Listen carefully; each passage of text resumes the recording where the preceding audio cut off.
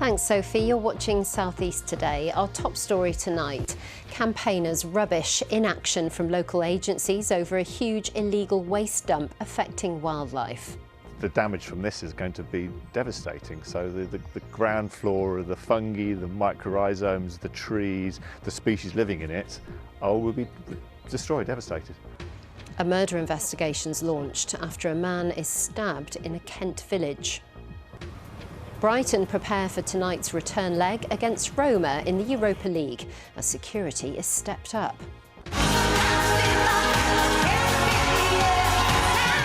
And celebrating global talent, Strictly's Johannes chats to us about his tour.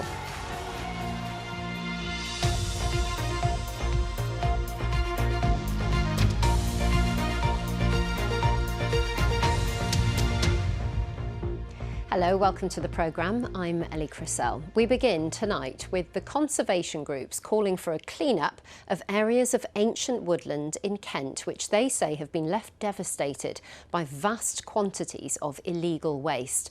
Residents living close to the site at Hodes Wood near Ashford have described how dozens of lorries tip the waste over a period of more than 6 months.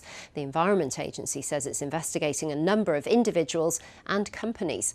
Our environment correspondent Yvette Austin has this exclusive report. Heading down the track, deep into Hodes Wood, waste piled up on either side. The drone then meets the heart of the alleged illegal operation, which was once a wildlife haven. The damage from this is going to be devastating. So the ground flora, the fungi, the mycorrhizomes, the trees, the species living in it will be destroyed, devastated.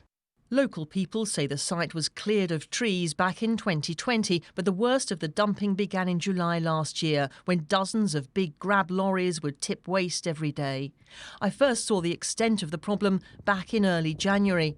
One resident, who wishes not to show his face for fear of reprisals, described his anger at it being allowed to happen. There's 4 or 5 football pitches, some places as deep as 25 feet. Full of processed landfill waste in a designated and legally protected SSSI. I'm astounded. The very presence of a digger preparing the way in a designated SSSI should have triggered an immediate response.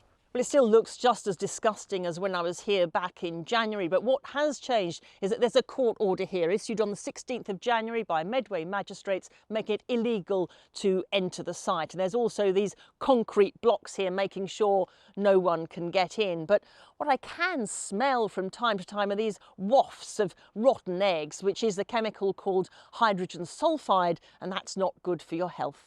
It comes just 5 months after another large illegal operation near Rochester was served enforcement notices and ordered by the Environment Agency to return the site to as it was before tipping began. The dumping here at Hodes Wood has now stopped, but residents and conservation groups have begun a campaign to get the site cleared. It's quite simple, just get it cleaned up.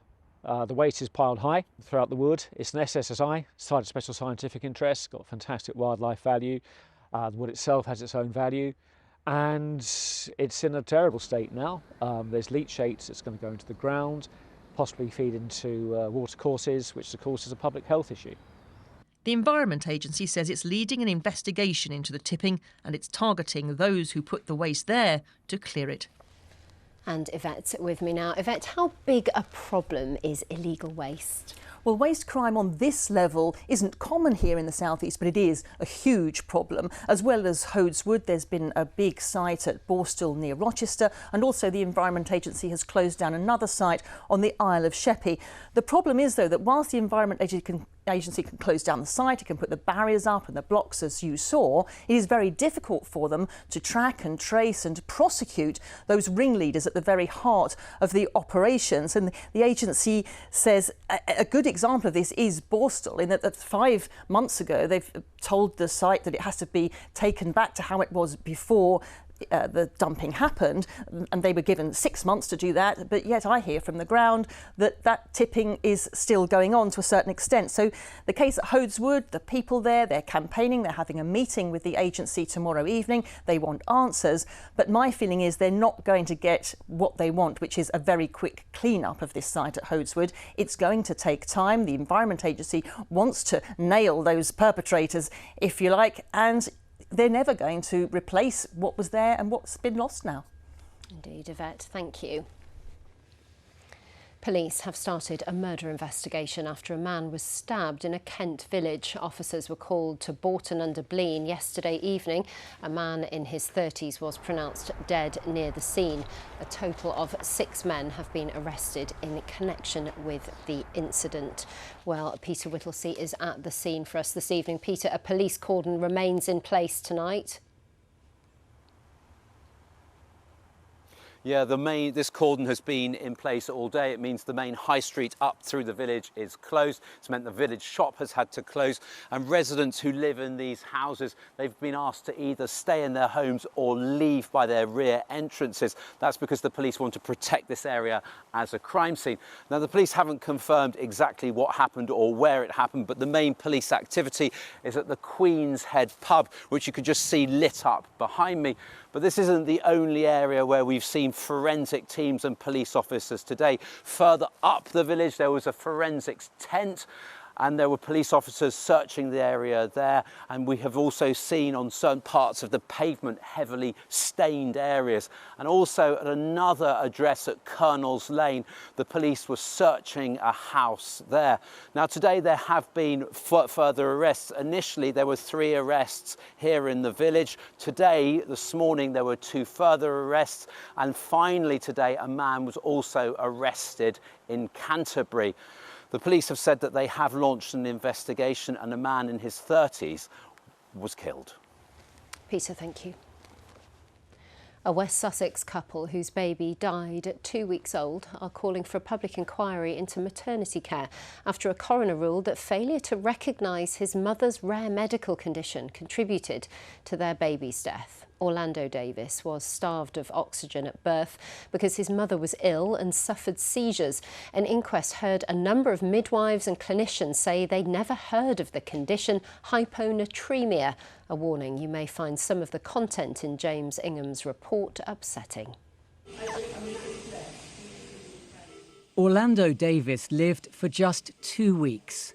Deprived of oxygen during his birth, he suffered severe brain damage and could never recover. But he may never have died had it not been for a series of failings, missed opportunities and neglectful care. The acceptance that Orlando should never have died. It's very, very painful to hear that. We've always known that. It's a relief to finally hear those words. I think the whole process has made me feel like I'm going insane a little bit. I've always known the truth. I know what happened to me, but when you read witness statements that are telling you otherwise, it's so damaging to your mental health. During her home labour, Orlando's mother Robin developed a rare condition called hyponatremia, low sodium in her blood. Midwives told the inquest they saw no signs of anything wrong with Robin, but the coroner said they failed to recognise a change in her mental state and ignored her concerns.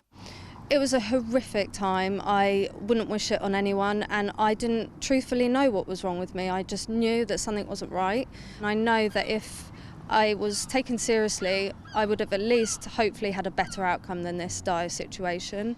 Robin was by then hyponatremic, but even after being taken to hospital, a lack of knowledge meant it wasn't picked up. She began having seizures, which deprived Orlando of oxygen, causing brain damage. Senior coroner Penelope Schofield said that Robin's medical condition went completely unrecognised during her labour, and she didn't receive the care or medical attention that she and her son Orlando required. She ruled that neglect by midwives and doctors had contributed to his death. If it hadn't been for a continuous series of shortcomings, she said, it is more likely than not that Orlando would have been saved. Sussex Hospital's NHS Trust has apologised to the couple. Addressing the lack of knowledge about hyponatremia, it said in a statement, "We support the coroner's view that there is an urgent need for new national guidelines. This tragedy has led directly to us introducing new guidance and training within our maternity service."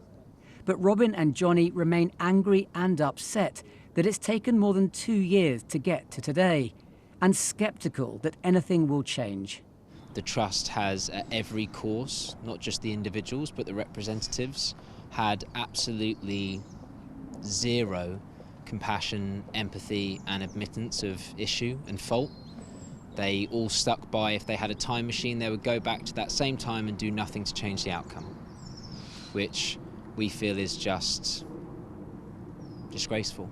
Robin and Johnny now have a new baby to care for, but they'll never forget their brief time with Orlando. They want a national inquiry into maternity services in the hope other deaths can be prevented in future.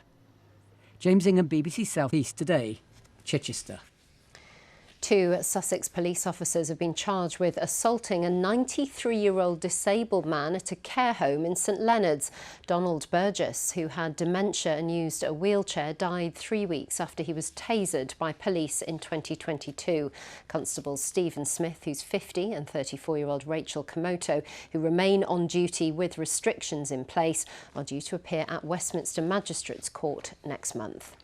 A review into the air traffic control disruption last August has highlighted a significant lack of pre-planning for major events and engineers being allowed to work from home. Thousands of passengers were disrupted, including those using Gatwick Airport, after National Air Traffic Services suffered a technical glitch while processing a flight plan. It says it's made improvements for handling future events.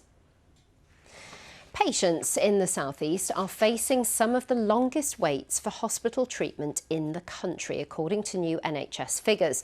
They should be seen within a target time of 18 weeks for routine treatments. In January, 57% of patients served by University Hospitals Sussex NHS Trust were waiting longer than that target. That's the 3rd highest in the country. The East Kent Hospitals NHS Trust also featured among the top 10 worst performing trusts, with 51% of patients waiting longer than that 18 weeks. In contrast, the Maidstone and Tunbridge Wells NHS Trust was one of the country's best performing trusts, with 29% waiting longer than the target. The England average is 43%. In Sussex, though, a health watchdog says services must improve. There is no quick solution. All we can do is to keep monitoring the services, work with the trust to show where there can be improvements into the delivery of care, and trust that they will actually do that. They all want to do well. They do not want to see waiting lists. Well, Mark Norman is outside the Royal Sussex County Hospital in Brighton for us this evening. And Mark, this won't make pleasant reading for the Trust, will it? It's not good reading for these poorly performing trusts at all. And remember, behind all these statistics are patients. There are currently 400,000 people across the South East waiting for a planned procedure. 400,000 people and their families with no idea when that operation is actually going to happen. They will be asking, what are these trusts doing about it? I've spoken to both East Kent and University Hospitals Sussex behind me. In East Kent, they say they're working hard to bring down their lists, introducing new clinics, new ways of working. Here in Sussex, they've actually reduced the list every month since October, from 155,000 to 142,000, so still huge numbers. So as I say, Ellie, these people waiting for operations, often in pain, often on medication, with no sense of when they're going to get that operation. And also, Mark, worryingly, those cancer waiting times, those are well below targets too, aren't they? Yes, a lot of statistics out today, in particular if you look at the time from diagnosis of cancer to treatment. You're supposed to begin that treatment within 62 days. Now, some of our hospital trusts, fewer than 52% of those patients are actually getting that treatment within that time frame. I've been talking to one Sussex man who's so distraught at that when he was told he would have to wait for months, he ended up going privately. It's really tough to know that you've got something inside you that is potentially killing you and could spread, and when it spreads, that's it type of thing. So you know, it was desperate to try and find a solution.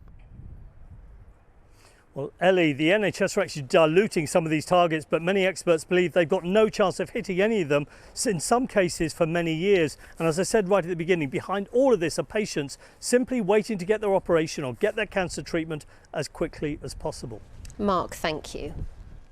It is just after 6:45. A reminder of our top story tonight. Conservation groups are calling for an urgent clean-up of areas of ancient woodland in Kent, which they say have been devastated by vast quantities of illegal waste. Residents living close to Hodes Wood near Ashford described how lorries tipped the waste there for months before the Environment Agency shut it down. Also in tonight's programme,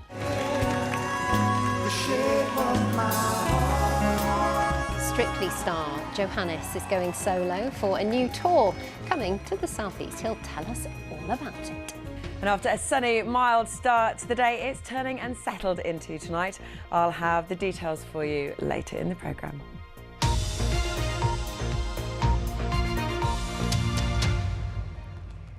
The Medway Queen was a paddle steamer which came to the aid of thousands of soldiers stranded on the beaches of Dunkirk. Now, a new film is telling her incredible story to celebrate her centenary year.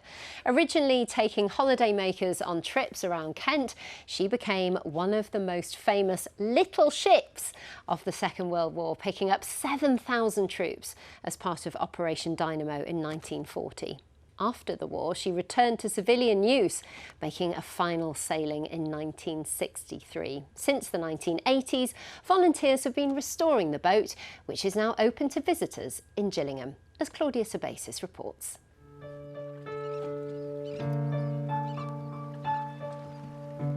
The paddle steamer Medway Queen lies expectantly beside the quayside at Gillingham Pier in Kent.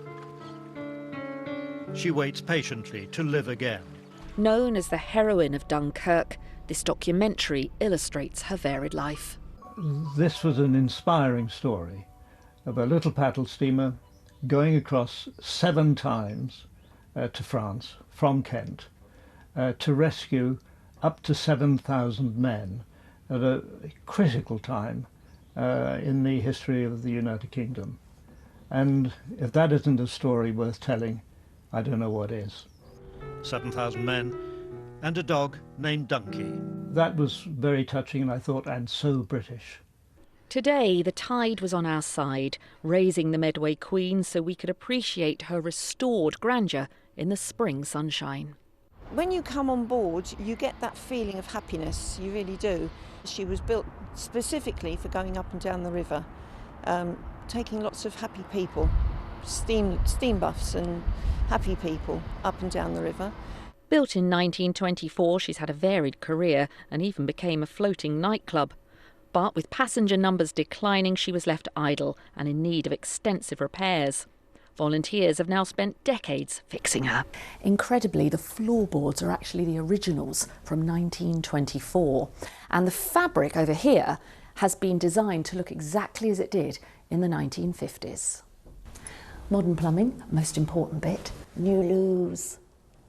And here, in what is now the cinema room, this is where the sick and dying soldiers were cared for.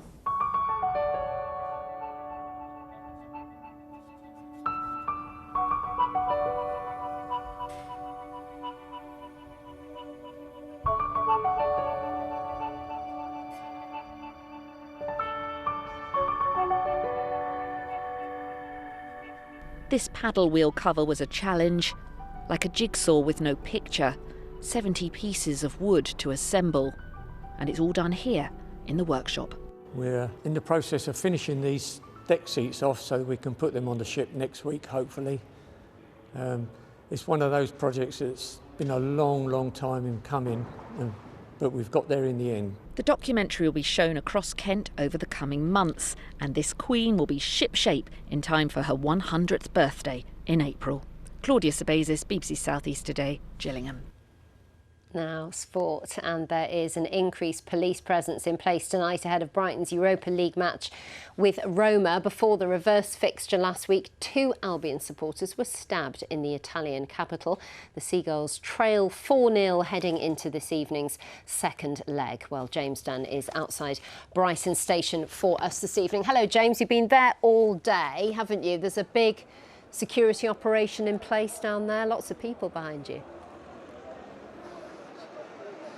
Yeah, huge. In fact, you probably see some of the police behind me here, and these are mainly Brighton fans. It's a big crowd, but this is absolutely nothing compared to the dramatic scenes we saw on this street about an hour ago as hundreds of Roma fans were marched all the way from the seafront up this long road, led out by police horses as they chanted and let out flares. Now, it follows a bit of a difficult day where no one really knew where they were because they weren't congregating in the allocated away pub. But when they did turn up, well, they certainly announced themselves in full force.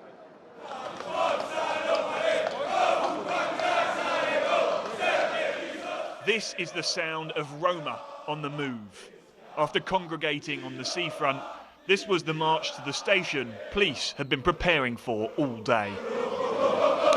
Usually the fans would have been ferried to the stadium from the pub in shuttle buses. This is what we've got instead. The club said coaches weren't available this evening as they had been in previous fixtures. The only way to the annex was by rail. Fans were supposed to go here, the pub allocated to away supporters, but just a handful arrived earlier this afternoon. Each game in the Europa League so far has been electric, and we are at a loss at the moment. We're all standing there twiddling our thumbs. So I hope there's a big train arriving soon with the away fans. After 2 Albion fans were stabbed in Rome, Sussex police made themselves known as the infamous tifosi came to Brighton.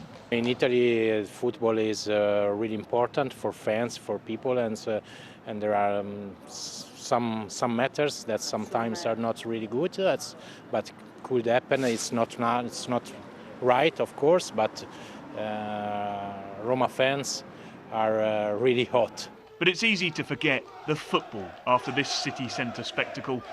Brighton lost 4-0 in the last fixture. It's a huge deficit to overturn tonight to stay in the competition. I think we could play much better. And our focus is to play as a Brighton. We are not a big team, but we are not what we showed in Roma. I've got 4-0 win at Brighton at 22-1, and we can do it. As long as we score in the first couple of minutes, don't concede, we are going to do it. I hope we win. We better win. We better win. There'll be plenty of noise from the away end tonight, but Seagulls fans believe. Could the impossible be possible tonight? Well, it won't be easy, 4 goals, but I've been talking to fans and they believe that a couple of early goals might give them the foundation they need to fight back. If it was to end here, just consider that many of the fans remember a time when this club wasn't even in the Football League. Amsterdam, Athens, Marseille, Rome. What a journey it's been. What a journey it has been indeed, James, and it's not over yet. Thank you. There is full commentary of the Brighton and Hove Albion match on BBC Radio Sussex, and you can get that also on BBC Sounds. And kick-off is in just over an hour's time. For 6 years, Johannes Radebe has foxtrotted, jived and cha-cha-cha'd his way across the Strictly dance floor, even making history as the first all-male partnership to compete on the show. Now he's bringing a tour celebrating dance talent from all around the world to Canterbury, Dartford and Brighton. Victoria Bourne has been to meet him. Sequins, flair and a whole lot of fancy footwork, Johannes Radebe will be bringing it all to the southeast on his new tour. The Strictly Professional is busy rehearsing before hitting the road with his new show House of Jojo. I've never danced to African music in a production show, so I remember my roots in the show. People know me for my drag. People know me for my elaborate costumes. People know me as that boy who is happy, joyous, and quite flamboyant. And I said, you know, people that come to the show need to understand that the show is as camp as Christmas, darlings.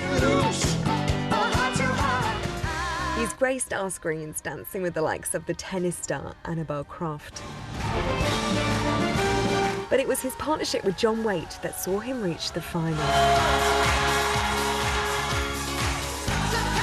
While they didn't lift the Glitterball trophy. As Strictly's first same-sex couple to compete, they won the LGBT award for Media Moment of the Year. It feels like I'm trailblazing. Honestly, it was historic. It was, as the kids would say, iconic. People's lives have been changed because of me standing up there and doing that. It's a far cry from the townships in South Africa where he grew up. Now he's more likely to be seen rubbing shoulders with TV drag queens, and more recently, Queen Camilla. I'm still beside myself that you watch Strictly Come Dancing. We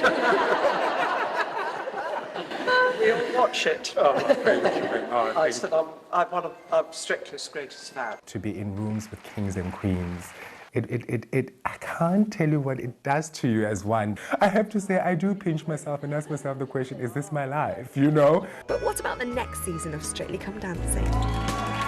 I know the phone call is coming soon, and believe you me, I've got everything crossed, because there's no, I mean, what will my life be for 6 months if I don't do Strictly Come Dancing? I don't know, I'll have FOMO. And I need them to call soon, actually. I need them to call soon. While we wait to find out, he'll be hitting the dance floor in Dartford next month and Canterbury and Brighton in May. Victoria Bourne, BBC South East Today. Oh, amazing. Well, Rachel Mackley and I really regretting not wearing our sequins today, aren't we? I know, well, at least the weather was sparkling. Well, I was going to say, the weather was sparkling. You stole my joke. Seriously. I know, clear blue skies, whatever next. Yes, some sunshine first thing this morning. There was, of course, a bit more cloud cover through the afternoon, though for many of us, largely it's been a dry day. Now, into tonight, I'm afraid it's going to be turning unsettled. We've got a band of showery rain that's heading our way. And then for tomorrow, well, that band of showery rain is going to be staying with us. It stays mild. It's really mild for the time of year. I'm sure you've noticed that as well.